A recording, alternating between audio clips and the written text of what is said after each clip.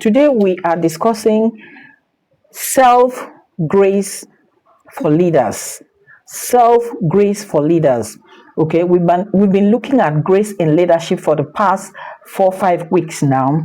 Okay, now let me remind us again what I said grace is.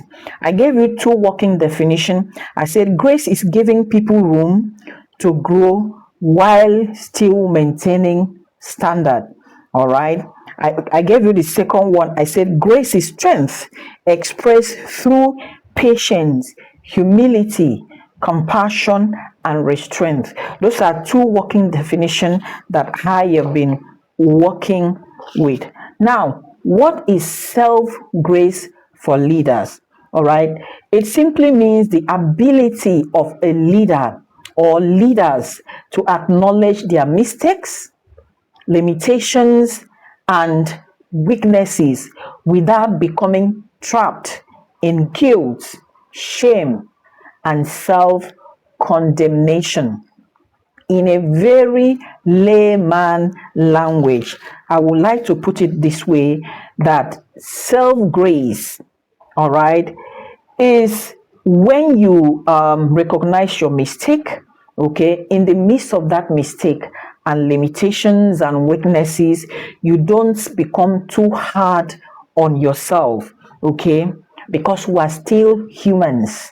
We are not perfect. Apparently, perfection is in heaven, okay. We are only the righteousness of God in Christ Jesus.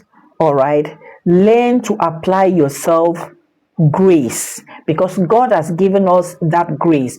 It is very easy for us to show other people grace, but it's a bit difficult when it comes to us and ourselves. Those are two different things. We need to be very careful. Now, note that it is very easy to forgive other people. That is a very regular thing. You know, when they tell us, you have to forgive somebody so that you can move on, you have to forgive somebody for the sake of your peace, we're already used to all that.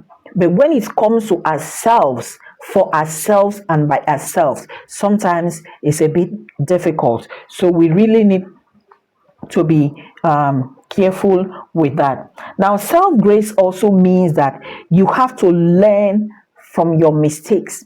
As a matter of fact, one of the reasons why mistake is there is for us to learn from that mistake.